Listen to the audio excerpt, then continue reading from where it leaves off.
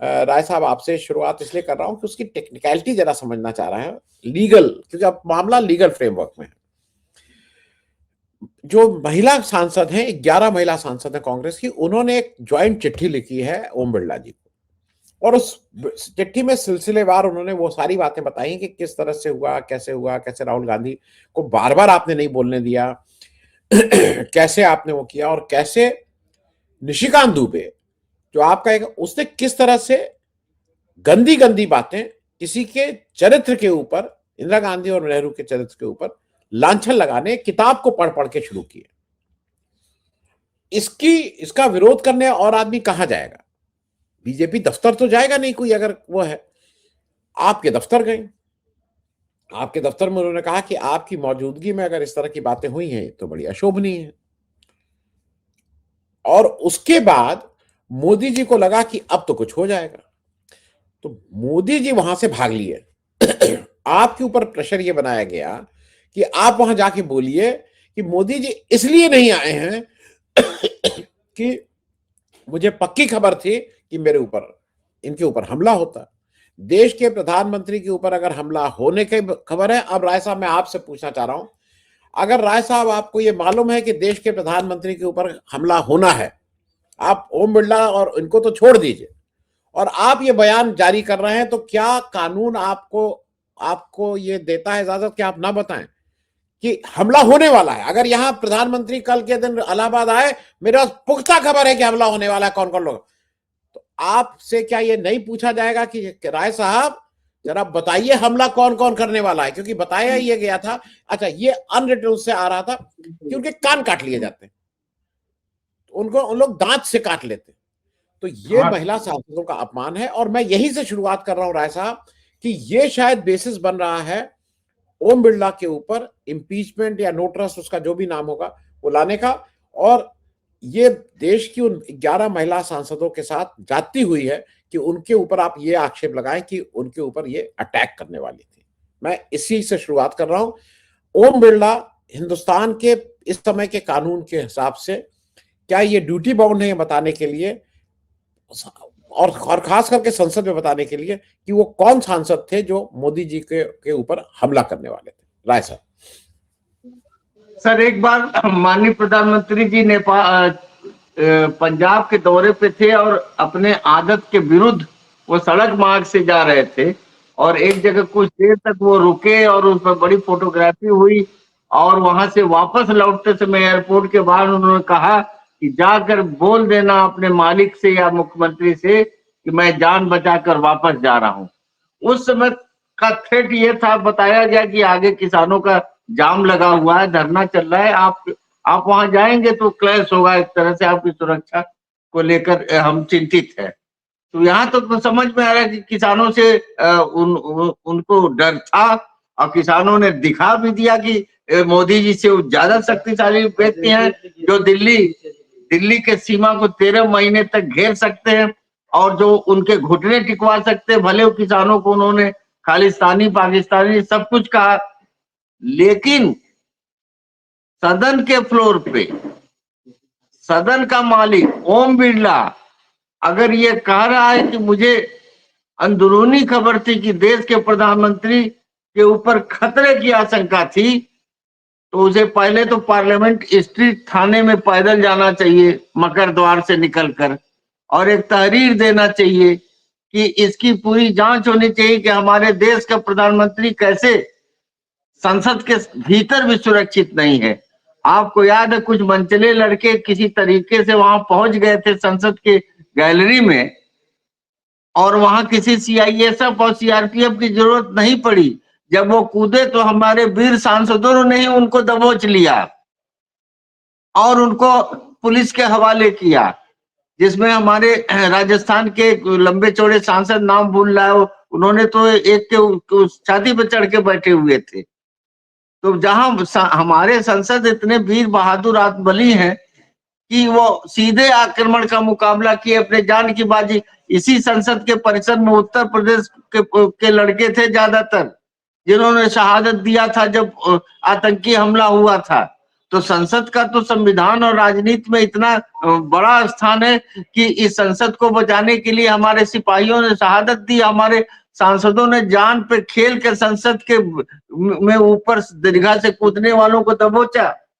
तो ये कौन लोग थे? अगर ये महिला सांसद थी जिनको एक बदतमीज कह रहा है कि वो दांत काट लेती, तो इन महिला सांसदों का इससे बड़ा इस देश में कोई अपमान हो सकता है? आप देखिए, एक घटना जरूर हुआ था संसदीय इतिहास में, और वो लोकसभा के परिसर में हुआ था संसद के, कि जब सोनिया गांधी के साथ मैन हैंडलिंग जैसी स्थिति पैदा हो गई थी, जब कुछ उनके साथी सांसदों ने दौड़कर उनको बचाया था, वो लोग कह रहे थे वो रुआसी हो गई थी जिस तरह से उन पर वर्बल और उनके शरीर से सट के कुछ महिला लोग अनाप शनाप बोल रही थी उनको, लेकिन सोनिया गांधी ने तो माफ किया। सोनिया गांधी ने तो राहुल गांधी के हत्यारों को माफ कर दिया।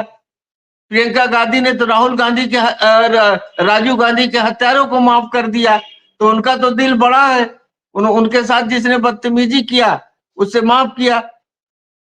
राहुल गांधी के साथ जो दिन रात बिताता था, वो जब भाजपा में गया उनको ट्रेटर कहते हुए हाथ मिलाने के लिए हाथ बढ़ाया और फ्रेंड ट्रेटर कहा, जिसको ये कह रहे हैं कि सिखों को आतंकवादी और गद्दार बता रहे हैं, फ्रेंड ट्रेटर, और हाथ मिलाने के लिए दोस्ती का हाथ बढ़ाया।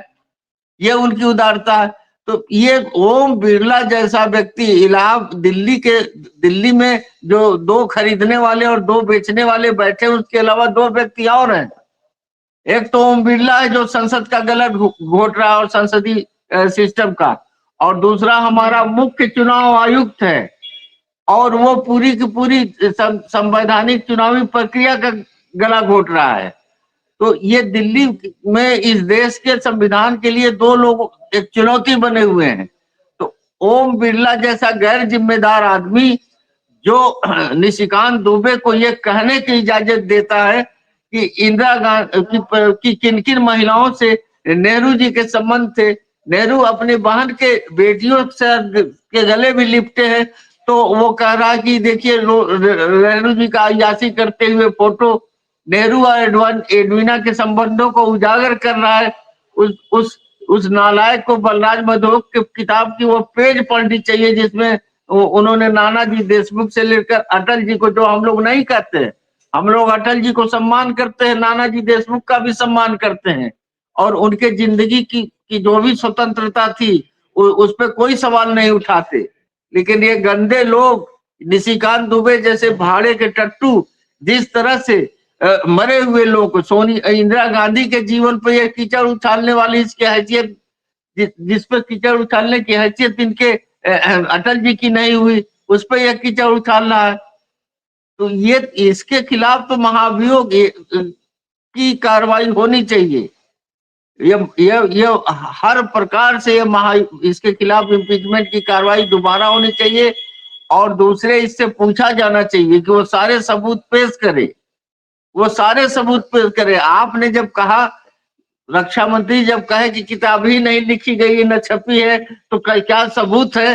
तो राहुल गांधी ने अगले दिन किताब पेश कर दिया कि देखिए मैं सबूत लाया हूं और मैं उसके 2 पन्ने पढ़ूंगा। माननीय प्रधानमंत्री जी पता नहीं डर गए, क्या हुआ कि वो संसद में ही नहीं गए, लोकसभा में ही नहीं गए, और राज्यसभा में फिर सुरक्षा को क्यों नहीं खतरा था?